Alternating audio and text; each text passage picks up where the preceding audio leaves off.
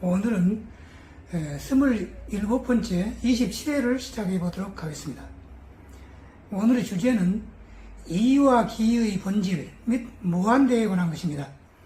무한대는 유와 무가 모여서 이루어졌고, 이는 시간, 그리고 기는 공간으로서 우주를 형성한다고 합니다. 이는 자연법칙이자 불성이고 정신의 근원이며 이법을 이루고, 그리고 생멸 변화의 원천이자 인간 정신의 근원이라는 겁니다. 그리고 기는 자연 만물의 근원적인 에너지이고, 자연은 기가 변하여 이루어진다고 그렇게 말합니다. 그러면 우선 살아 움직이는 우주에 관해서 한번 생각해 봅시다. 그러니까 무한대는 유와 무로 이루어져 있다고 제가 전 시간에 말씀드렸죠. 그러나 무는 아무것도 없는 것이므로 여기서 우리가 다룰 중요한 내용은 유라고 하겠습니다. 살아 움직이는 우주는 우주 법칙과 우주가 서로 밀접하게 조화된 것입니다.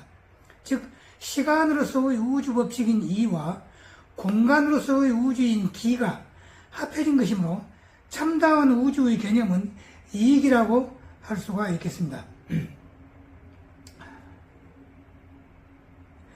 동양에서의 그 우주론은 특히 성리학에서 탁월한 논의를 거듭하는데요. 이조 시대, 이시조선 시대에 이왕 이태계와 그 다음에 이의 그 주리론과 주기론이 있습니다. 우리 학교 다닐 때 역사 시간에 배웠죠. 이익이 이론론 혹은 이익이 이원론 막 그랬죠. 주리론은 주자의 견해를 충실히 받아들이는 것으로서 이익이 이원론의 입장에서 이와 기는 서로 다른 것으로 보고, 이때 이가 기를 움직이는 본원으로 봤다는 겁니다. 이 본원. 한편 주기론은 주자의 학설을 비판하여 서경적에 의하여 주장되고, 이의가 완성하였는데 이익이 이론론의 입장에서 우주 만물의 근원을 기에 두고 이는 기의 움직이는 법칙에 불과한 것으로 그렇게 봤다는 겁니다. 그래서 이제 이와 기의 이와 같은 그 이론은 변태섭 씨가 쓴 한국사 통론 326쪽에서 327쪽에 그런 내용이 나와 있습니다. 이 책이 이제 한국사 통론이라는 책인데요. 변태섭 씨가 쓴 책입니다. 그 책에 나와 있습니다. 여기서 저의 입장은 이익이 중 어느 것이 주가 되느냐, 또 어느 것이 종이 되느냐, 그것보다는 이와 기는 분리가 될 수 없는 밀접한 보완 관계로 봐서 그 비중을 똑같이 저는 두고 있습니다. 그럼 다음에는 이와 기에 관하여 좀 더 자세하게 알아봅시다. 이라는 것은 자연법칙 또는 우주법칙이라는 겁니다. 우리는 우주 안에 어떤 움직일 수 없는 우주법칙이 존재하기 때문에 수많은 별들이 서로 충돌하지 않고 질서정연하게 운행되고 있고, 또한 만물이 존재, 성장, 소멸하는 데도 일정한 우주원리 또는 자연법칙이 존재하고 있다 하는 것을 우리가 지금 잘 알고 있죠. 바로 이 자연법칙이 곧 자연질서이자 존재의 법칙이라고 할 수 있는데요. 이를 인과법칙, 이법, 성이라는 게 성실하다 할 때 그 성입니다. 성, 천도, 천심, 기타 종교적으로 말해서 신성, 불성, 천리 혹은 도리 등의 이름으로 부를 수가 있다는 겁니다. 또한 이는 생동과 생멸 변화의 원천이라는 겁니다. 우주 만물은 어느 것 하나 고정불변한 것은 존재하지 않으며 끝없이 성주괴공을 되풀이하고 있다는 겁니다. 바로 이 변화 현상의 원천이 곧 이라는 겁니다. 이 변화의 근원인 이는 그 규칙이 일정불변하여 고양이가 토끼를 낳는다거나 콩 심은 데 팥이 나오는 것이 아니고, 고양이는 반드시 고양이를 낳고 콩 심은 데는 반드시 콩을 싹트게 한다는 것입니다. 그러므로 이 이는 과거에도 그랬고 현재에도 그러하며 미래에도 영원 무궁한 그 시간 동안 변할 수 없는 것이며, 도저히 인간의 두뇌로는 해명할 수 없는 무궁무진한 신비의 원천이다, 이렇게 말할 수가 있다는 겁니다. 다음에 이는 또한 인간으로 말하면 정신의 근원이라는 겁니다. 왜냐하면 인간의 정신 또는 영혼은 이에서 나왔으며, 만일 이 순간에 이가 없어진다면 인간의 정신도 없어져서 움직이지 않는 육체만 남을 것이기 때문입니다. 인간의 정신은 당연히 이가 있은 연후에야 존재하고 또한 그 기능을 발휘하기 때문에 이는 마음의 근원이라고 하지 않을 수 없다는 겁니다.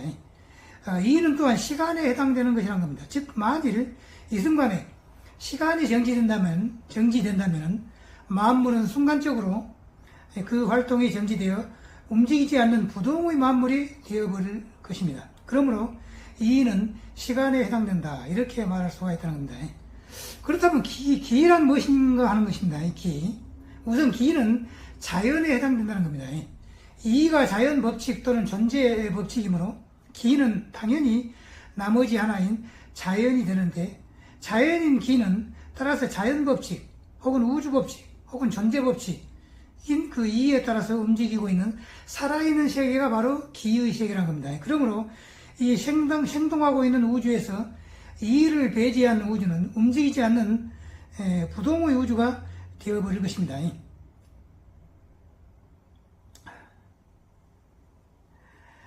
기는 좀 더 자세히 말한다면 앞에서 언급한 대로 우주 만유의 근원적인 에너지와 그 에너지의 음결체인 만물로 나눌 수 있으나 엄밀한 의미에서는 근원적인 에너지를 의미한다는 겁니다. 기가.